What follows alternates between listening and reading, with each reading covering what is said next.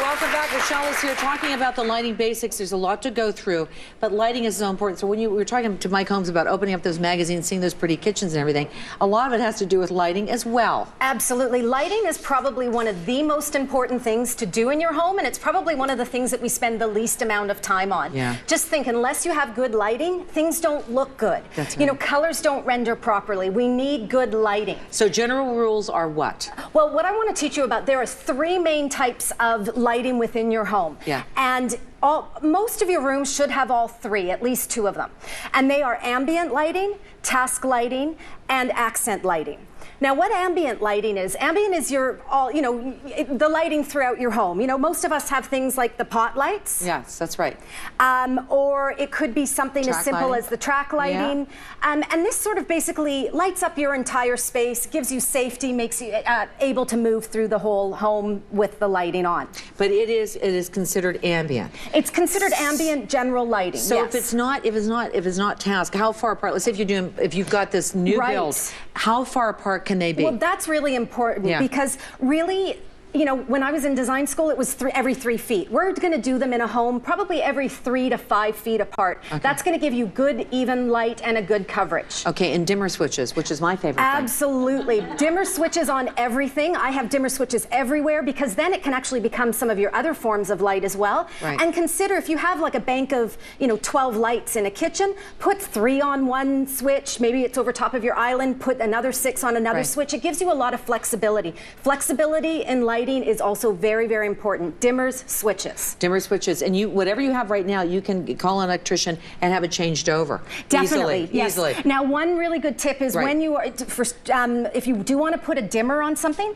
make sure it's the right dimmer for the kind of light you have. Yes. An MR16, which is this type of light bulb, which we normally put into our pot lights, has a different dimmer than an incandescent bulb, which is the normal sort of shaped light bulb that we're used to, and also a different dimmer than a fluorescent light would have. So make sure you have the right dimmer for the right kind of light. And that's why I say call your friendly electrician, because really, you can get a lot of trouble with that. Mike told us that he put the fear of God into me today, Mike Homestead. Well, always get the right person to do the right job. Task lighting. Task lighting. Now, task lighting is our next kind of light. Now, task lighting is something like a desk lamp, or it could be under-counter lighting in your kitchen to light up your, it's basically lighting up what you're going to do. Yeah. Now, this is incredibly important because task lighting actually helps us do our tasks better. Good lighting equals good, a good space. Right. And it might seem quite simple, but task lighting is going to cut down on eye fatigue, which will cut down on headaches.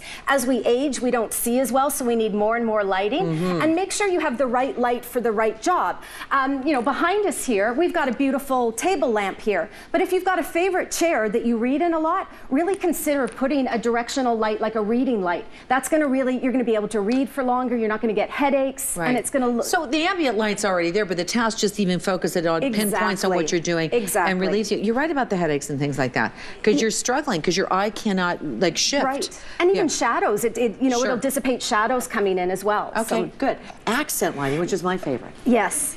Well, accent lighting is like, putting on your earrings. Yeah. It's that last little touch. And, all of these lighting can actually sort of blend into each other. Right. But accent lighting's really about making things look beautiful. It's about adding the drama. It's about setting a mood. We're all into mood lighting now. And, that's why we put things on dimmers, but things like beautiful sconces. The sconces are stunning. Yeah. Are they not stunning? We love it. You can applaud sconces. They're beautiful. And also this beautiful.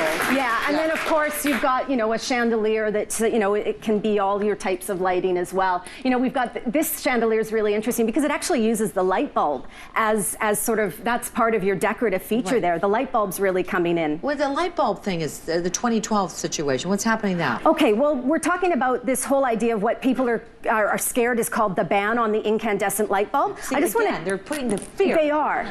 So this is an incandescent light bulb. Okay. I've got this on a tri-light. This light bulb has been around from the 1800s. Everybody's seen those Edison bulbs lately in design. Well, this has been around since the late 1800s. And an incandescent bulb is probably our least efficient bulb. Then we go into, everybody's heard of our compact fluorescents. Yeah.